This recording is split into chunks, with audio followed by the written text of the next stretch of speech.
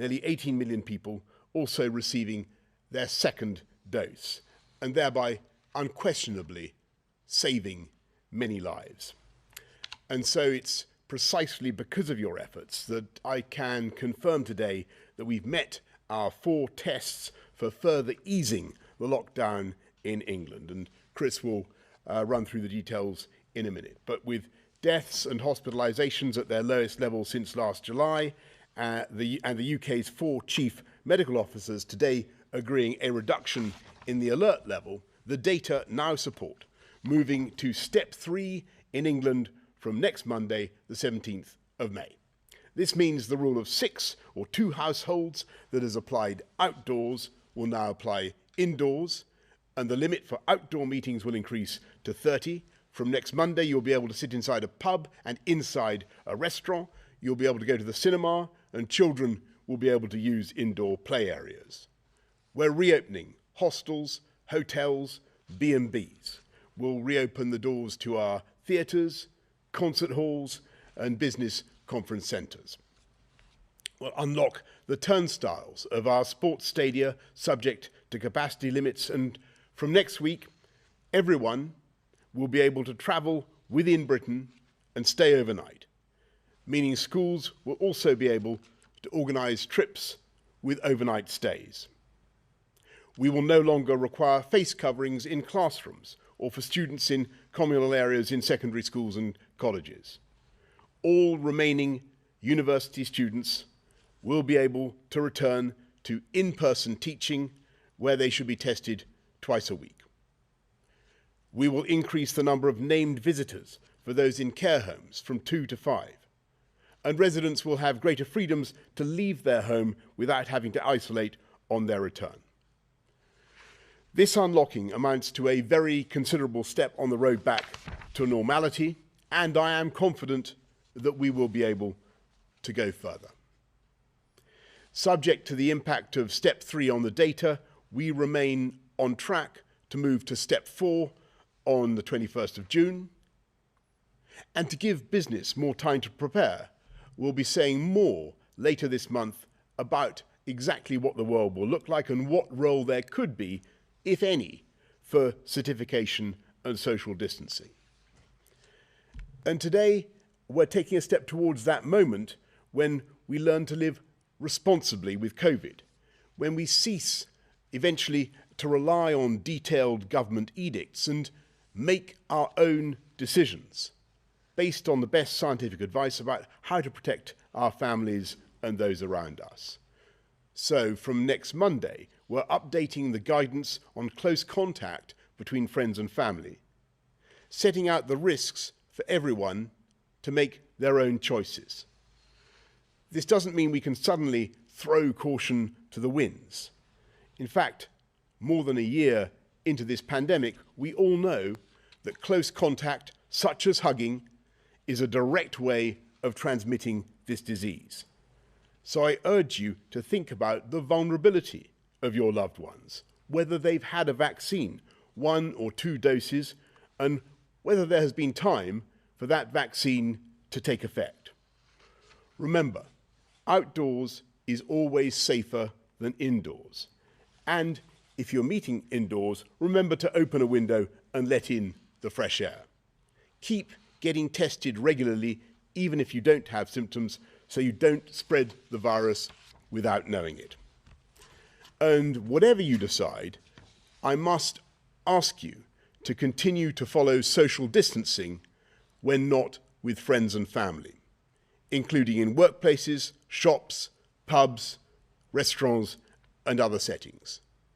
We only have to look at the very sad situation in other countries to see the lethal potential still of this virus, and we must continue to fight the spread of variants here in the UK. While we have no evidence yet to believe that these variants are completely vaccine resistant, we must remain vigilant. So, please remember, hands, face, space, and fresh air. And as we mark Mental Health Awareness Week, perhaps also take a moment to check in on friends and family and see how they are doing after all that we have been through together. Or, if you're struggling yourself, get the support that you need. Today, we are announcing the single biggest step on our roadmap, and it will allow us to do many of the things that we've yearned to do for a long time. So let's protect these gains by continuing to exercise caution and common sense. Thank you, and over to Chris. Thank you, Prime Minister. The ministers actually set out 4 tests for moving between the stages, and I'd just like to lay out the data behind each of these tests. First slide, please. So the first test was that the vaccine deployment programme continues successfully. And I think it's very clear to everybody in the UK that this has been very successful. A steady rollout for people for their first vaccination. So we now have just over 2/3 of people have had a first vaccine in terms of adults, and just over 1/3 of adults have had a second vaccine already, starting with the most vulnerable. And this continues thanks to the extraordinary efforts of the NHS. Next slide, please. The second test was that evidence continues to show that vaccines are sufficiently effective at reducing hospitalizations and deaths in those vaccinated. There were original trial data. We now have very clear data from real-world settings, and some of that was published, further data was published by Public Health England today. And this shows that there is somewhere between a 55 and 70% reduction in terms of symptomatic disease for people who've had a first vaccine, around a 75 to 85% reduction in terms of hospitalization, and around a 75 to 80% reduction in the chance of someone dying after they've had the first vaccine. We also have data, particularly from the Pfizer vaccine. It's accumulating for AZ, which we started to roll out slightly later, demonstrating that the second dose significantly further increases the protection, so that over 90% and possibly over 95% of people, protection for people from death if they have that vaccine. So this is undoubtedly, this test has been met. Next slide, please. There is, however, an important point to make on this, and that is that we know that the mortality, the chance of dying, and the chance of having severe disease is much more weighted towards people who are older or have pre-existing health conditions.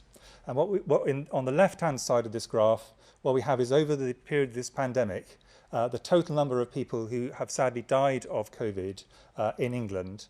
And what you can see is the red line demonstrates the age group to which we've got. So the majority of people in every age band over the age of 40 have now had a first vaccine, and a significant proportion of those at the top end of this have had a second booster dose.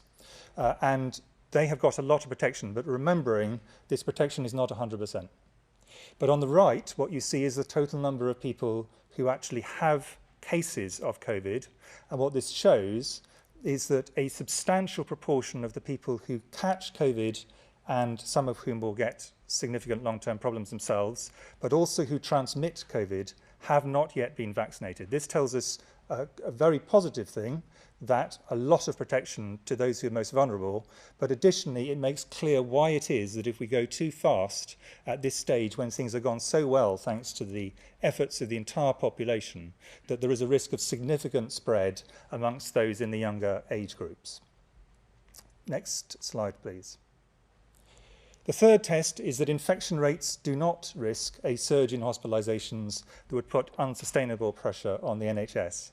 And as the Prime Minister has said, the view of all the Chief Medical Officers for England, Scotland, Wales and Northern Ireland, and of the Medical Director of the NHS, based on advice from JBC, is not only that rates in hospital are very low, which we can see in this graph, showing there's been a steady decline and the number of people who've dying from COVID is now very small indeed, thankfully, in the UK, but that we do not think there is a likelihood in the next period after this upsurge of seeing a significant increase in pressure on the NHS, although some increase in transmission should be assumed as a result of the opening up that the Prime Minister has laid out.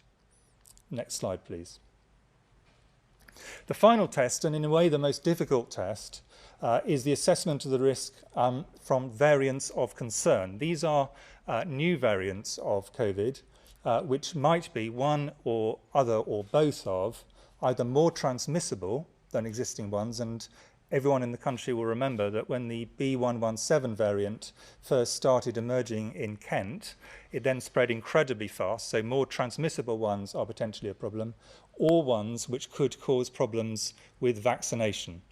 And we do have some confidence that the vaccines we have provides a reasonable degree of protection from severe disease, but that can be reduced with some of the existing variants, including the one B1351 first described in South Africa, but others could emerge, or we might get more transmissible ones, and we have a concern at the moment about a variant called B1617.2, rather snappy name, first described from India. And this is actually spreading from very small amounts, but it is beginning to spread in certain parts of the country, and we need to keep quite a close eye on this. So the point about this is the threats are significantly reduced, but there are still some residual issues that we need to keep a very close eye on, and therefore we need to go carefully and steadily, as the Prime Minister has said.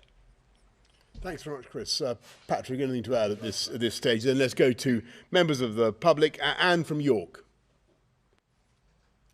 What proportion of recent daily infections is found to come from variants of concern other than the Kent variant? Chris, I think I'm going to pass that one to you. Yes, the numbers in terms of actually how many there were in the last slide, so I think people may want to look at the exact numbers. The proportions at the moment are less than 5%, are variants which are the not the B117, the Kent variant, which is the dominant one in the UK. But that's changing the whole time. Most of them are currently relatively stable and not increasing at a great rate. The one that is slightly concerning us in terms of increasing as a proportion is the variant which has been described from India, and that is in certain parts of the UK, and that does appear to be increasing, but from very low levels over the last 2 weeks. Thanks very much, Anne. Thank you, Chris. Francis from Lincoln. With the roadmap set to open up for physical contact, e.g. hugs, from the 17th of May, how are you planning to protect the unvaccinated under 40s teachers and support staff who will undoubtedly feel the consequences of this? Well, Francis, thank you very much. And I know there's going to be a lot of people thinking about the guidance on hugging and how, if at all, they should respond. And I would say that people, as I said in my earlier remarks, people should obviously you should do it if you think it's appropriate, if you think the risks are very, very low, but you should exercise care and common sense. And clearly, with unvaccinated people, there must be a greater risk of transmission than with those who have had vaccination. But there again, don't forget, Francis, that even with 2 doses of the vaccine, although you will be at much less risk of death or of hospitalisation, there is still a risk of transmission, even though it's greatly reduced. So basically, Francis, it's up to all of us to exercise common sense and caution in the way we do it. Let's go to Hugh Pym of the BBC. Thank you, Prime Minister. Is it possible that you might even bring forward the June the 21st date for the final stage of the roadmap and the lifting of all legal restrictions, or will you definitely stick to that as the earliest possible time? Hugh, I think it's very important that we should proceed cautiously but as I've said many times now, hopefully irreversibly. And the secret of the success that we've had so far, I think, has been that we have been guided by the data, and we've given time to see the effect of each successive stage on the roadmap. So from March the 6th to April the 12th, and then from April the 12th to May the 17th, and then on to June the 21st, we've given ourselves a breathing space.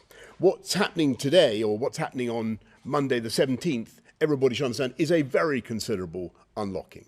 And there will be a lot of extra movement, a lot of extra contact. That's just inevitable from what's happening. We think we can do it, but it's got to be done in a way that's cautious. And I think we'll want to have time to see the effects. You've heard what Chris has said about the presence of the Indian variant and other variants. We've just got to monitor these things as we go along. And I think what business would want to see getting ready for the 21st is as much certainty about that as possible, and that's what we aim to deliver. Thank you very much, Hugh. Romilly Weeks of ITV. Prime Minister, now you're telling people to use their own judgment on hugging. Given that it is a significant factor in the spread of COVID, are you expecting people to be extremely cautious about who and how often they hug? If I can also ask who you're looking forward to hugging. And last week you said there was a good chance we could scrap social distancing rules altogether after June the 21st. The scientists doing the modelling suggest we have no idea what will happen if that is done. Would that really be a wise move in that case? Thanks very much, Romilly. Well, I just repeat what I said. I think, and whoever I hug, I can assure you it will be done with caution and restraint. I'm not going to act it out now, but I think we all know what we mean. It's about basic common sense. And when it comes to social distancing from June the 21st, I look at the data very carefully, and I think at the moment it looks to me as though we may be able to dispense with the 1 metre plus rule. That's not yet decided. It's not yet clear. We'll have to wait and see. But it's by being prudent and being cautious that we've been able to make the progress that we have. As I say, we'll be saying more to everybody, more to business, to give everybody as much clarity as we can about how they should prepare by the end of this month, getting ready for June the 21st.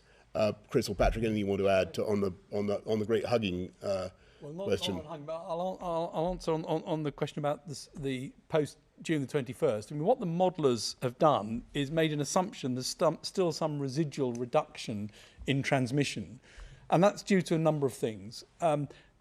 Hopefully better ventilation. There'll still be people who are working from home who can work from home, and it's right for their business to do so. There will still be behaviours that we'll all demonstrate, which means that contacts probably won't be back to pre-pandemic levels. So on average, pre-pandemic, adults and children, roughly 11 contacts per day. Currently, it's down to about 4 or so for adults. So it will probably remain down for a while to come. It's important that we continue to isolate if positive or with symptoms. That's really, really important to reduce the number of people out in circulation who are potentially able to pass the virus on. And then, there may be other things as well required in certain circumstances. And it may be, as winter comes and if rates went up again, things like face coverings on transport might be necessary, but it's that first tranche of things, that first group of things that are really important in terms of keeping down the levels, and those aren't big impositions on any of us. They're A, what we're going to do probably in terms of how we interact with each other, and B, things like the ventilation, the ability to still stay working from home if it's appropriate to do so. Thanks very much, Romilly. Tom Newton-Dunn, Times Radio. Thank you, Prime Minister. Question to all three of you, if I may. On working from home, I know you're going to give business time to prepare, you said that, but so that they can start to think about it now, is working from home going to go as terms of guidance on June the 21st, or should people be thinking about that continuing through the summer, through the autumn, potentially even through Christmas. And Prime Minister, you won't say who you'll hug first, but who will you shake hands with first? And when are you going to start shaking hands again? You were one of the last to stop shaking hands, maybe. Who are you going to shake hands with when you're allowed to, and when will that be?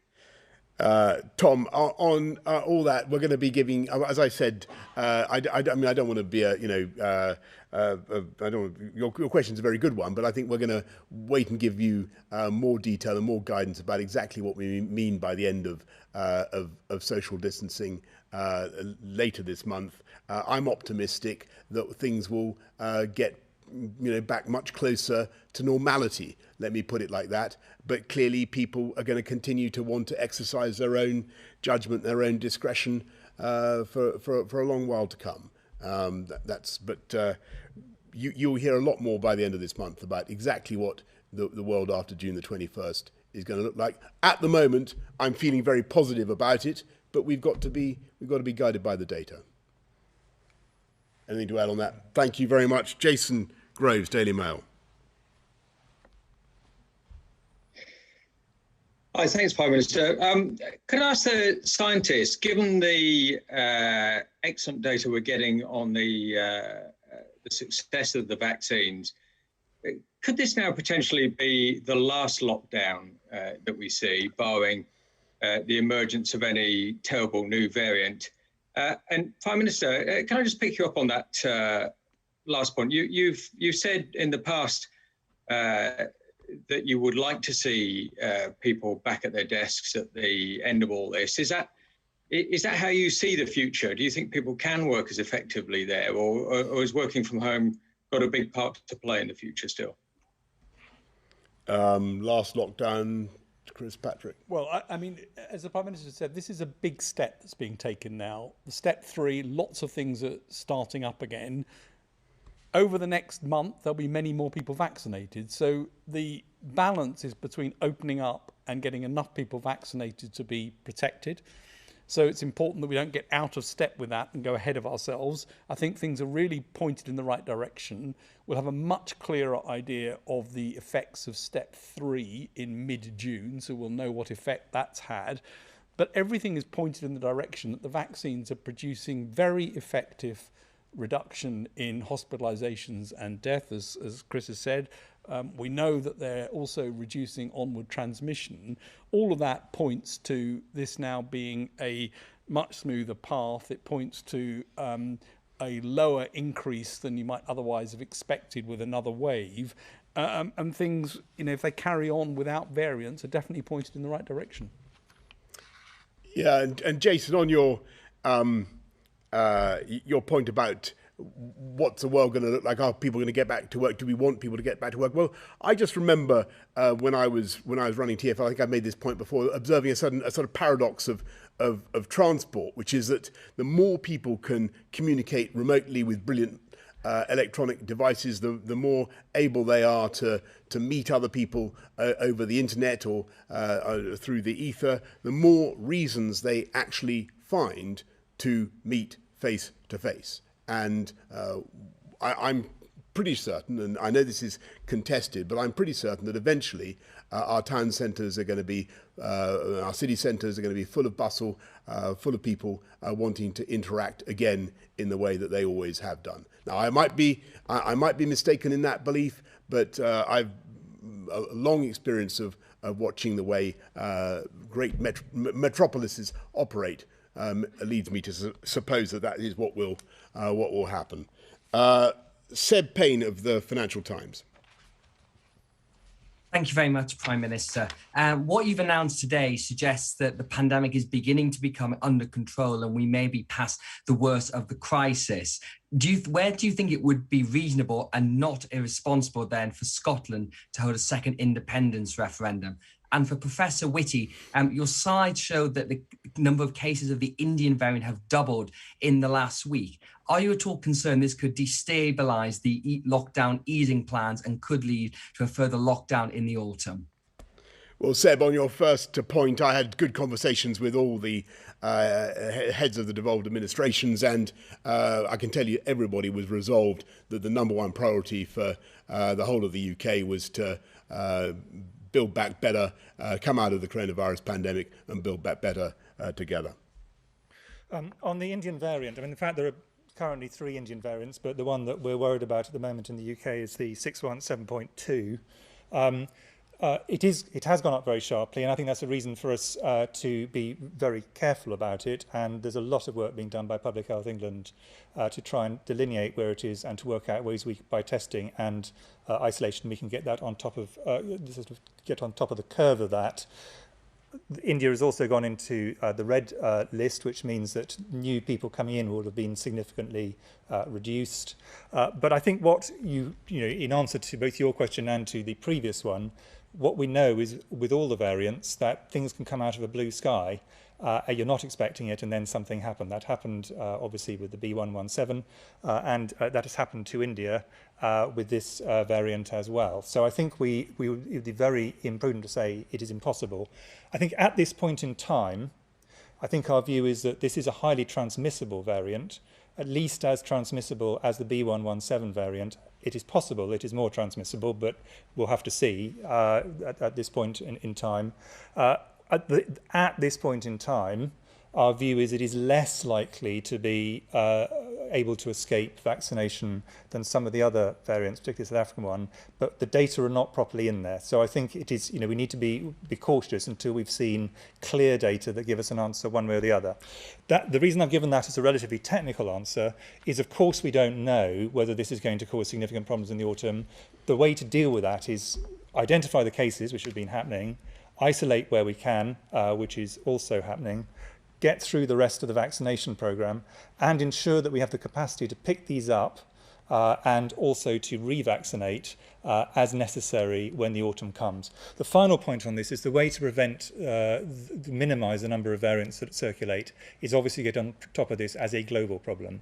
And that is something which all of us are absolutely determined to support. Thanks very much, Seb. Adam Bienkov of Business Insider. Prime Minister, you were on record as opposing the last Labour government's plans for compulsory photo ID cards, which you described as a recipe for tyranny and oppression. Why, therefore, are you now planning to bring forward in the Queen's Speech legislation which would force all voters to carry photo ID in order to vote? And given the fact that there was just a single conviction in the entire country for in-person voter fraud at the last general election, and given that studies show that Labour voters are much less likely to possess photo ID than Conservative voters, what do you say to people who suggest this is merely an attempt to suppress the votes of people who may not vote for the Conservative Party? Adam, I would say that was complete nonsense. And what we want to do is to protect democracy, the transparency and the integrity of the electoral process. And I don't think it's unreasonable to ask first-time voters to produce some evidence of identity. So that's the reason. Okay, everybody, thank you very much indeed. Thank you.